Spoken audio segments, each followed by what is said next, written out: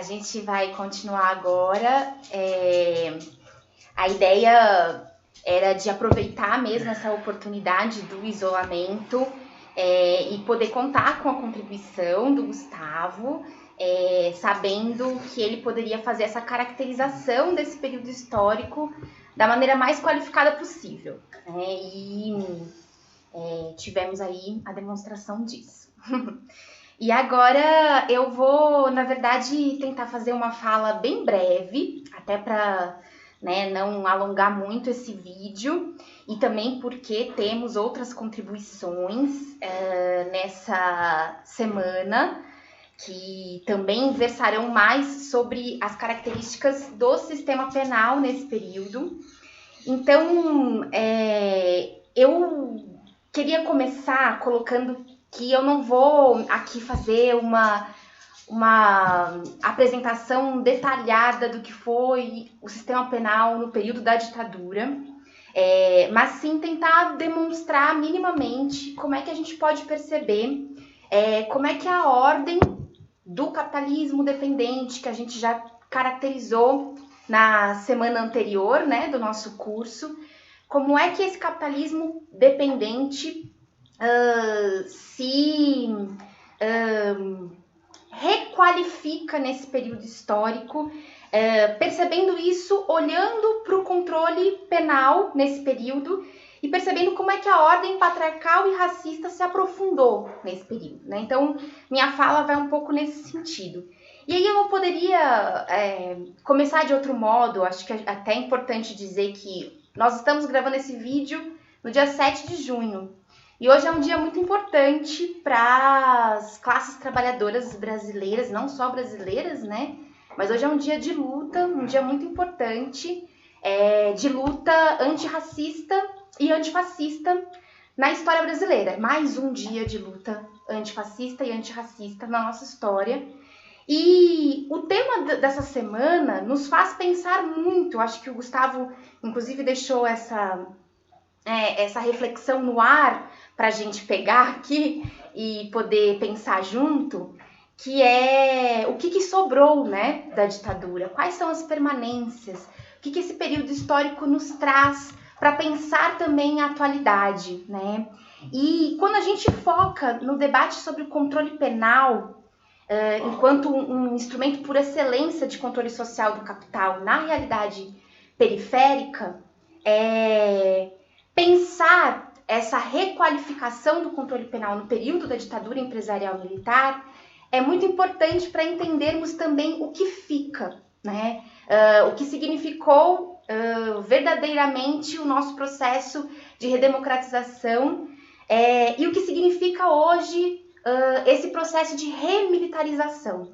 A gente vai tratar muito mais sobre a atualidade nos 3 próximos encontros, nos nossos encontros finais aí desse módulo, mas seria inevitável, pensar o que as brutais violações de direitos humanos do período da ditadura empresarial militar têm a ver com o assassinato de Marielle Franco, com o desaparecimento de Amarildo, com a prisão de Rafael Braga, com os 80 tiros que mataram Evaldo Rosa, e agora, mais recentemente, com o assassinato do menino João Pedro. Quais são as relações dessa brutalidade, dessa violência do Estado, do período da colônia, para o nosso processo de modernização conservadora, passando por essa etapa da ditadura, para pensar o hoje, o que resta, o que se ressignifica. Esse é um desafio que a gente se coloca nesse curso para pensar. E é um pouco nesse sentido que eu vou colocar aqui alguns palpites sobre esse período histórico em específico, olhando para essas permanências também. E olhando para a história anterior. Então, eu até anotei aqui, o que aí acontecia antes e durante, e continuou acontecendo após 1985. Então, nós sabemos, acho que dispensa uma caracterização do quanto que o período ditatorial de 64 a 85 foi um período, o Gustavo até colocou isso, né, um período de exceção, um período no qual nós temos um aumento da violência do Estado por diversos meios, né, de diversas maneiras, seja a censura no meio cultural, jornalístico, acadêmico, né, estudantil, seja o controle político sobre sindicatos, sobre organizações sociais, organizações estudantis,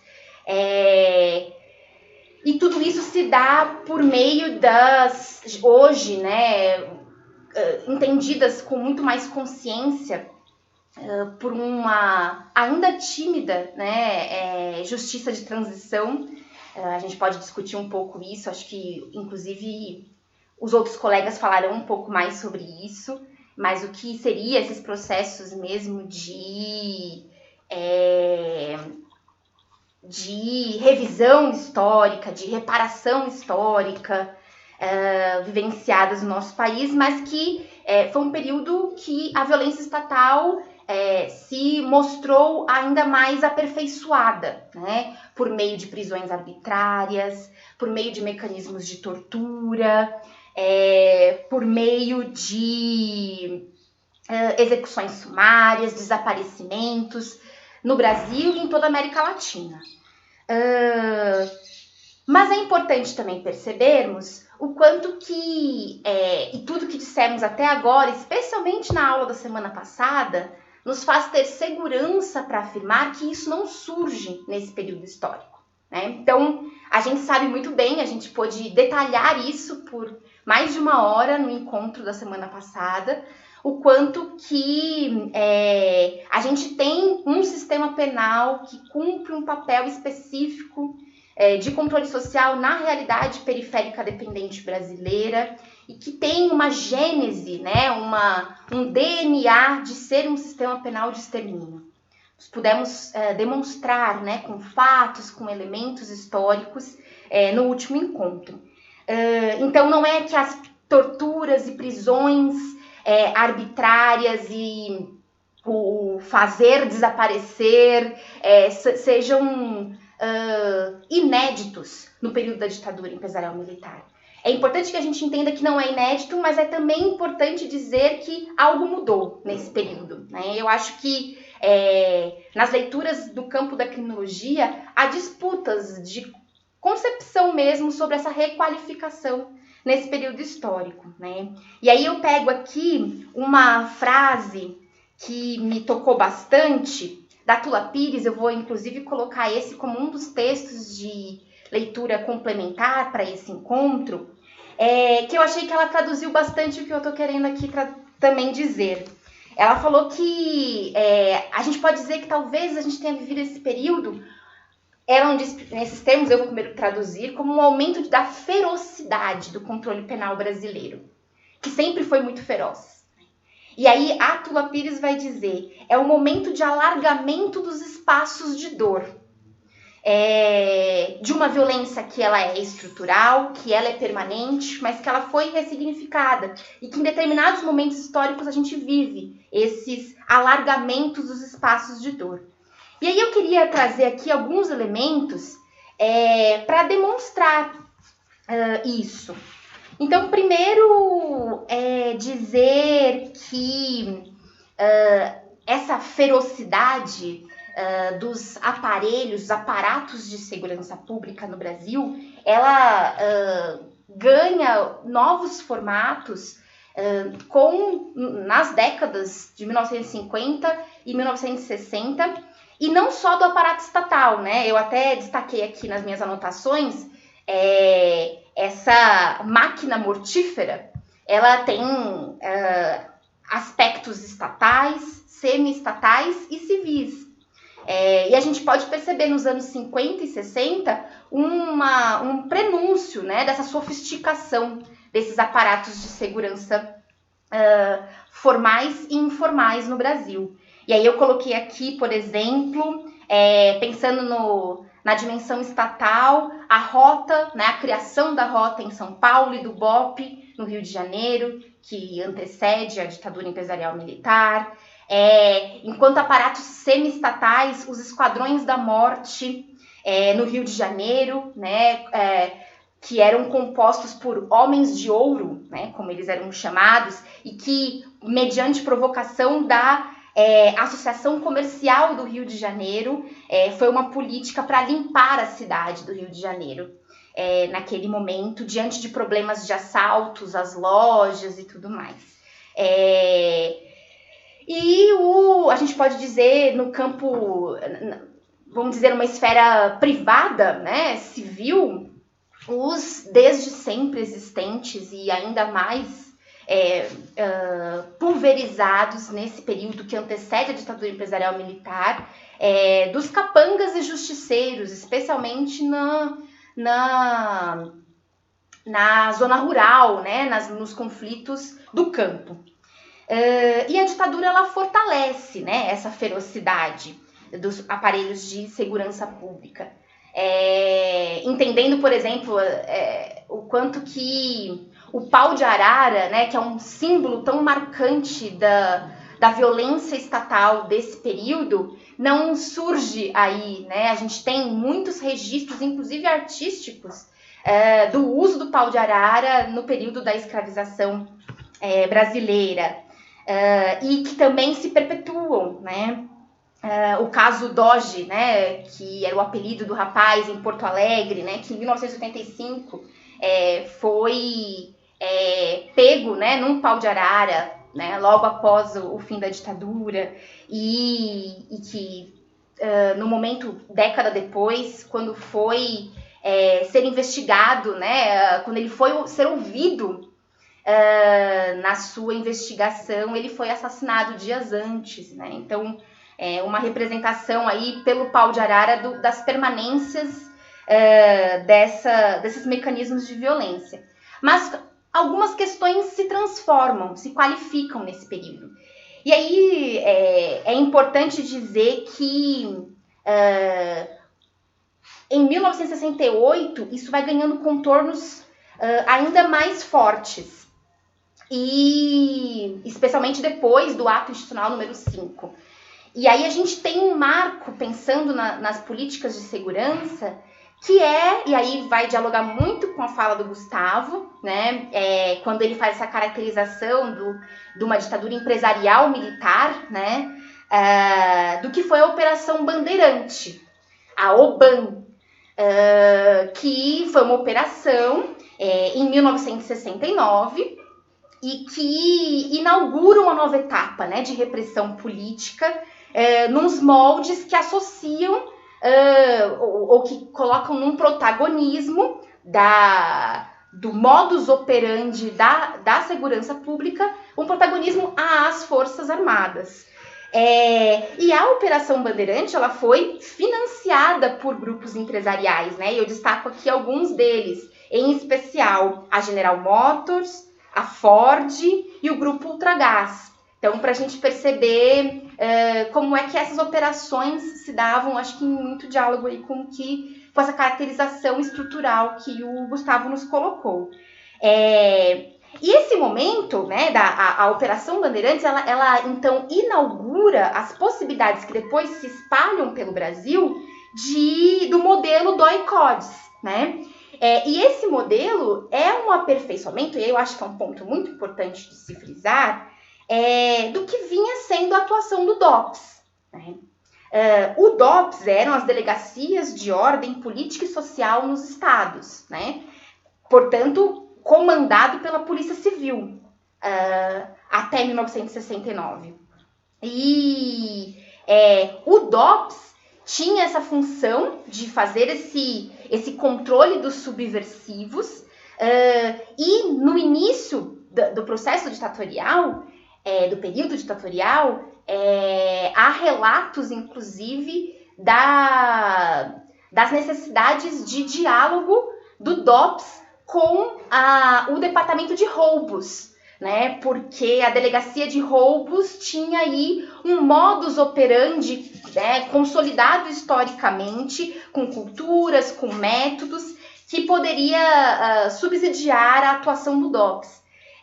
Então, muita gente no campo da criminologia vai colocar, né, que usando aqui uma expressão com aspas, né, o know-how, né, da repressão dos porões foi um know-how civil, né, e isso se aprofunda com os Centros de Operação de Defesa Interna, que são os DOI-CODES, né, que foram criados entre 69 e 70 para centralizar o combate e eliminar a resistência à ditadura. Então, é importante demonstrar, né, essa relação do acúmulo do que foi historicamente o papel do sistema penal no crime comum, né, e como é que isso se apresenta como possibilidade para se sofisticar os processos de violência estatal na ditadura.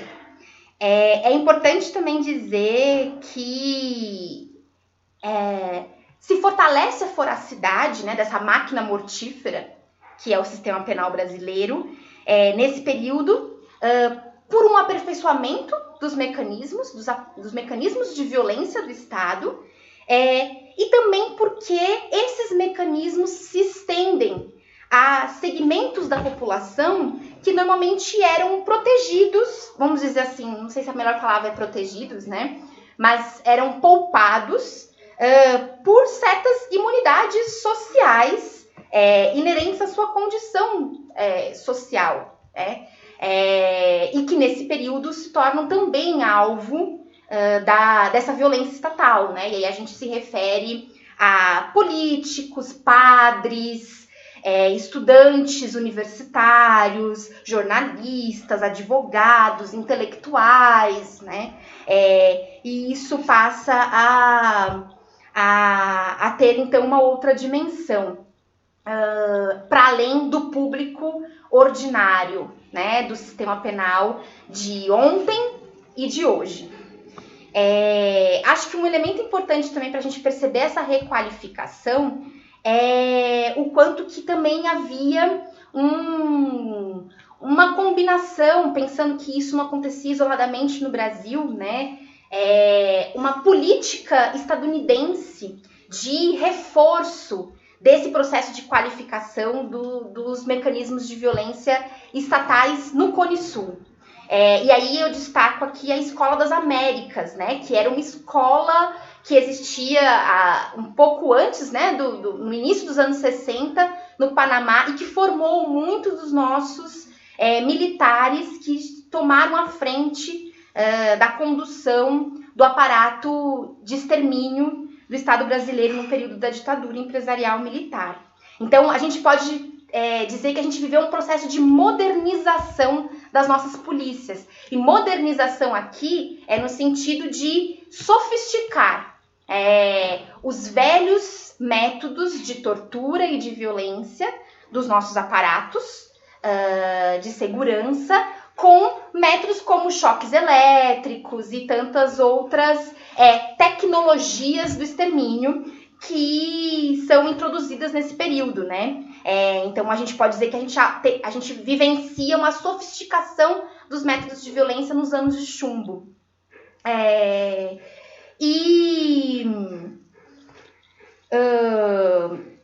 Nesse sentido, eu acho que é importante a gente, talvez aqui nessa breve fala minha, colocar luz em dois aspectos importantes dessa sofisticação da violência. A primeira é entender por que se não fosse o profundo racismo institucional, e aí a gente retoma o que colocamos na aula anterior, né, quando nós nos referíamos à fala da Michelle Alexander, que vai dizer que até mais do que isso, né, enfim, racismo institucional, todas as instituições burguesas proporcionam, né, provocam, reproduzem, mas o sistema penal, ele tem, ele é como um monstro, né, não sei se vocês se lembram da gente comentar dessa fala da Michelle Alexander, de como é que o sistema penal ele produz racismo e é produzido pelas estruturas raciais brasileiras. E aí, nesse sentido, a gente levanta aqui uma tese que me parece bem importante, de pensar que o racismo ele orienta histórica e estruturalmente o nosso sistema penal, algo que a gente desenvolveu na aula anterior, e é parte constitutiva da ditadura, né, e da sua possibilidade de existência. E aí a gente destaca um aspecto que é pensar como é que o mito da democracia racial ele se coloca como um elemento ideológico fundamental no regime ditatorial brasileiro. Não sei se vocês vão se lembrar que no encontro passado nós destacamos o financiamento, né, a encomenda, né, pela Unesco, do projeto Unesco, que tinha como principal objetivo selecionar pesquisadores no Brasil que pudessem comprovar o sucesso da experiência de miscigenação racial à la brasileira no momento, né, mundial de explosão dos conflitos raciais, e aí com destaque as lutas por direitos civis nos Estados Unidos e também todos os processos de efervescência na Europa, né, e com o apartheid na África do Sul. E esses estudos, né, a gente teve aqui a felicidade, né, de cair em mãos de intelectuais muito competentes e éticos. Eu destaquei na outra aula o Florestan Fernandes, faz o estudo sobre São Paulo, sobre a relação entre homens e mulheres, né, brancos e negros na cidade de São Paulo, e o Costa Pinto no Rio de Janeiro, e são intelectuais que vão então desconstruindo, né, o objetivo dessa encomenda feita pela Unesco. E o Abdias Nascimento, ele, naquele seu livro sobre o genocídio negro brasileiro, ele vai, inclusive, escrever esse livro como resposta, né, ao governo ditatorial brasileiro nesse período, enquanto um governo que se aliava às negativas dos processos de insurgência, né, de independência africanas, que também se fortaleciam nesse período histórico, a partir de um discurso que tentava vender para fora, se sustentar a partir do mito da democracia racial. Então, se a gente pode dizer que o mito foi sendo forjado, como nós pudemos desenvolver no encontro anterior, com o escravismo tardio e o nosso processo de modernização conservadora, ele tem, no período da ditadura empresarial militar, o seu aprofundamento ideológico e institucional, né? Podemos dizer assim. Então, talvez seja importante destacar aqui o que houve de específico na violência perpetrada contra negros no período da ditadura empresarial militar brasileira. E aí, eu trago aqui a tese da Tula Pires, que me parece bem interessante, de que é perceber como, além da violência racial, que ela é congênita ao sistema penal brasileiro, ela é estruturante do sistema penal brasileiro e de todos os órgãos de justiça criminal, desde a sua origem, houve no período da ditadura também uma repressão que foi orientada a neutralizar os processos de articulação negra no Brasil. Então, não só pela vontade, né, de vender para fora uma imagem, né, de harmonia racial, mas também porque para dentro se percebia que nesse período histórico começa a existir mais tensões raciais e que o Brasil também estava inserido nesse processo de revolta negra mundial. O Brasil não estava ileso, né? Ele não estava apartado desse processo global. E aí que eu queria destacar aqui alguns aspectos de como a gente percebe a política de segurança nacional também voltada às articulações negras no país.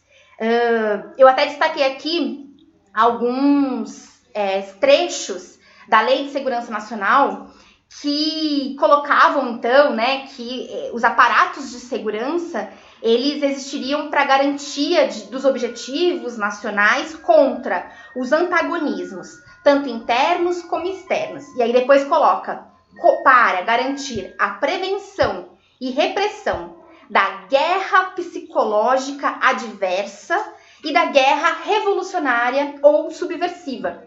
E aí, nos documentos da Comissão da Verdade, foram se demonstrando, né, a partir dessa reunião de elementos, de documentações desse período histórico, o quanto que haviam relatos do que eles chamavam de racismo negro, né? Eles, que eu digo, os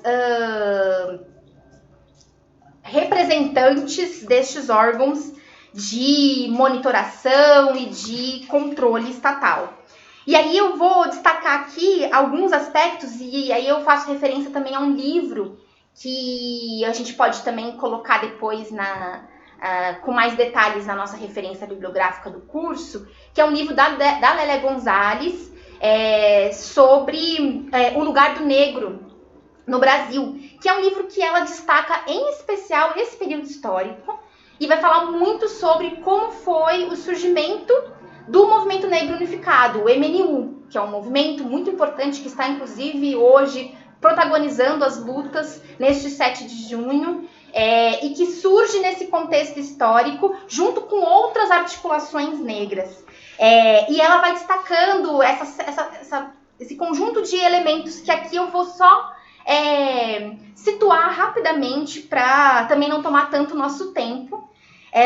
Mas dentre essas documentações que depois a Comissão da Verdade sistematiza, há aí uma demonstração de buscas sistematizadas de controle das associações culturais destinadas à propagação da cultura negra no Brasil. E aí eu vou colocar aqui, por exemplo, o monitoramento pela SNI, que era o Serviço Nacional de Informações, do primeiro Encontro Nacional Afro-Brasileiro, o monitoramento do encontro do GRUCON, que era o Grupo União e Conscientização Negra, um encontro que aconteceu nos anos 70 em Goiânia, as documentações que demonstraram, né, quando a sede do IPCN, que era o Instituto de Pesquisa Cultura Negra, foi vasculhada, né, pelo DOPS,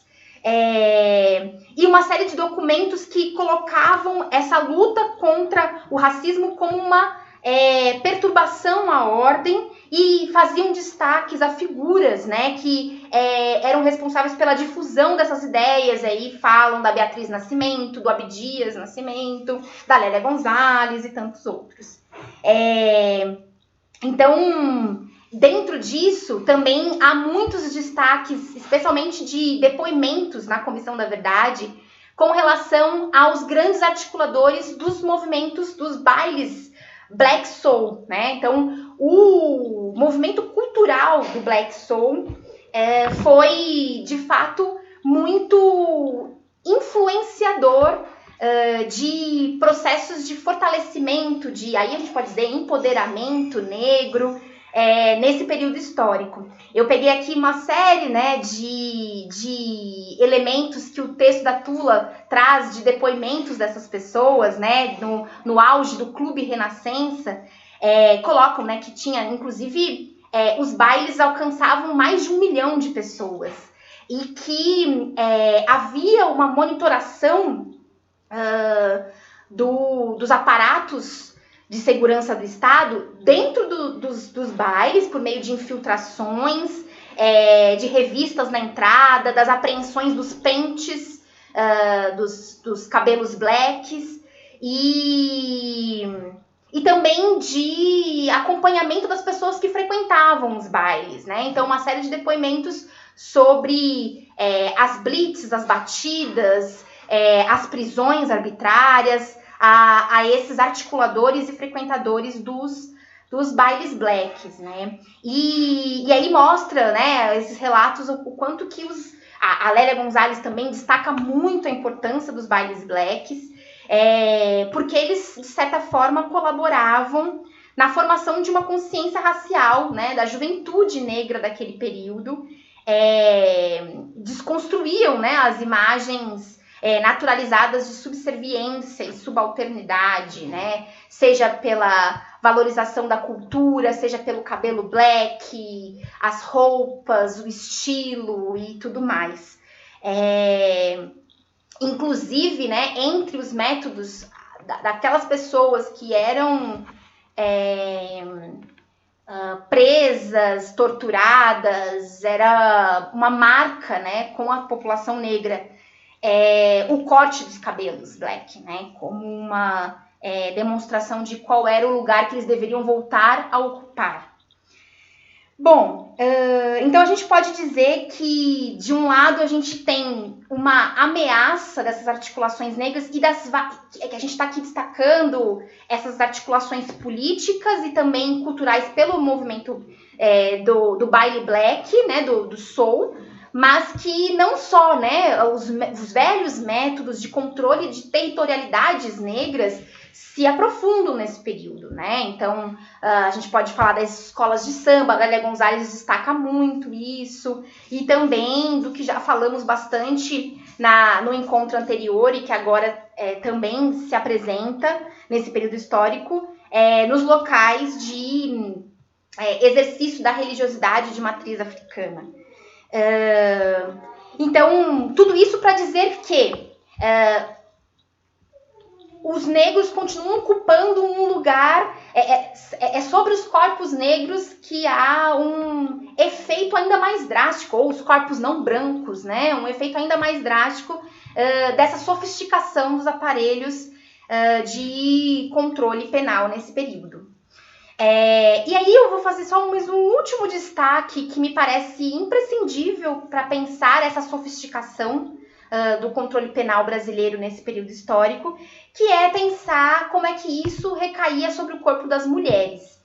Eu vou também colocar um artigo de uma historiadora, que é a Adriana Seleme, que ela também faz uma análise dos documentos da Comissão da Verdade e dos capítulos, né, específicos destinados às violências de gênero.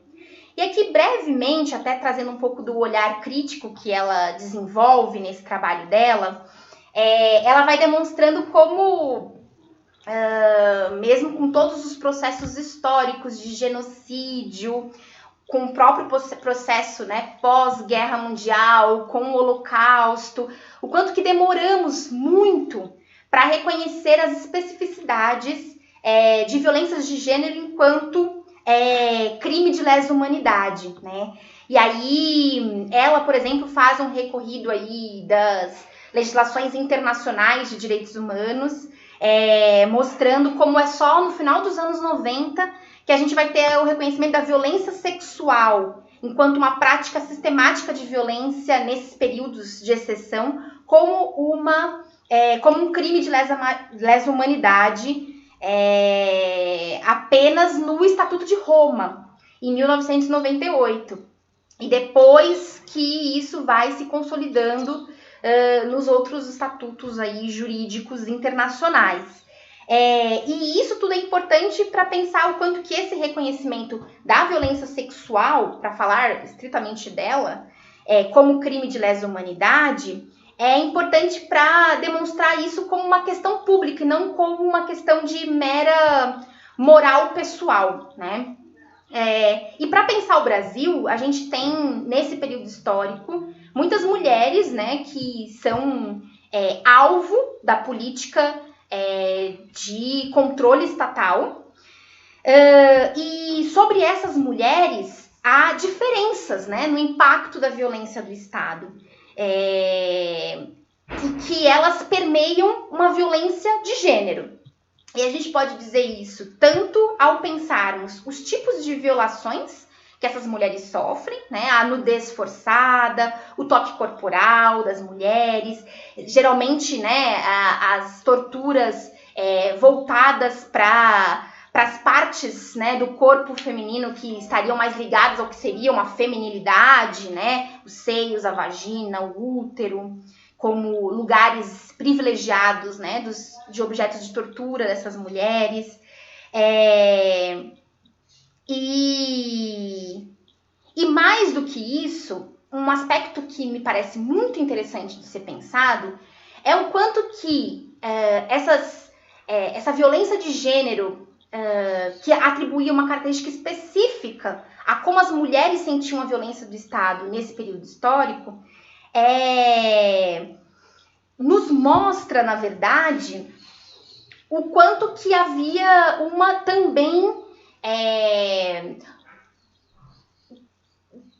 ideologia familista que norteava, assim como a ideologia da democracia racial, né, da harmonia racial, como uma ideologia fundante desse momento histórico, também a ideologia familista como algo estruturante da condução da política no Brasil. E isso significa que todas as mulheres que foram atingidas com violência de gênero pelos aparatos de Estado nesse período, elas eram atingidas porque elas, de alguma forma, desrespeitaram o seu lugar que não era o do espaço público, né? Então, seja as mulheres que estavam organizadas, então, que estavam na resistência armada ou em outras articulações, sejam as mulheres que iam ao espaço público para denunciar a violência sofrida por seus filhos, seus companheiros, e que denunciavam os crimes do Estado brasileiro publicamente, que ocupavam esse lugar público, né? Então, de certa forma, essa ocupação desse espaço público, de forma ativa, militante, né, seja diretamente, seja como reação à violência estatal sofrida pelos seus familiares, elas tinham como resposta uma dupla violência contra elas, né?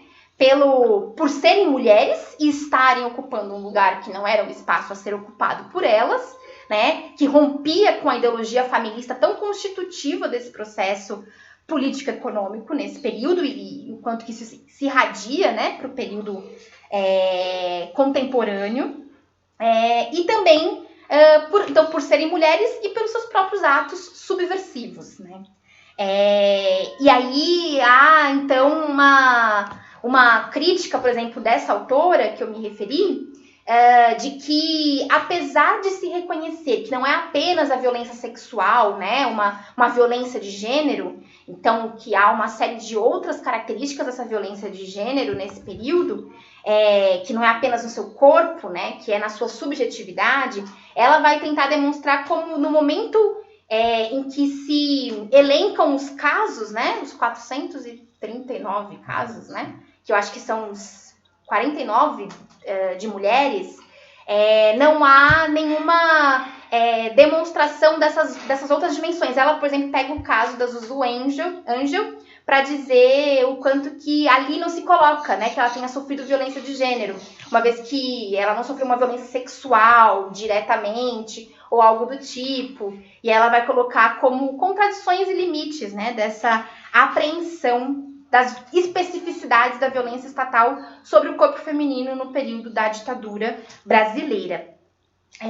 Então, a gente já se alongou demais, e eu queria deixar, então, para finalizar mesmo, essa percepção de que, com a normalidade democrática, a gente vai discutir muito isso, né, nos próximos encontros, a tortura ela reflui para os locais de onde, na verdade, ela sempre, né, existiu, de onde ela nunca sumiu, né, que é os repertórios policiais, as repartições carcerárias, com os seus métodos punitivistas mais improvisados e precários possíveis. E a gente vai discutir muito, vai ser uma tese aí que vai nortear bastante a minha fala do próximo encontro, a fala do Eduardo também, como é que a gente vivencia, né, com a ruptura da doutrina da segurança nacional e a implementação da segurança pública, na verdade, um processo contínuo e cada vez mais aguçado de militarização da segurança. E a gente vai conseguir perceber isso com muito mais força, ainda que seja aí alimentado, né, nos primeiros anos da nova república, com muito mais força após o golpe de 2016 e com muito mais força, né, no período mais recente. E o que estamos vivendo agora é um anúncio do efeito dessa militarização, né, da segurança e da política brasileira, né? E o modo militarizado de atuação permanente das forças de segurança nunca foi rompido. Então, é basicamente a partir desses elementos de perceber essa qualificação dessa ferocidade do controle penal brasileiro que a gente encerra, né, a nossa fala dessa semana. Não sei se você quer fazer mais alguma consideração. Não, acho que só é isso. É isso? Que dia 7 de junho que a gente está gravando aqui hoje é o Dia Nacional da Liberdade de Imprensa também. Acho que é importante colocar. Né? Na hora que você falou da questão da censura, eu lembrei disso. É isso. Muito obrigada pela paciência e até a próxima.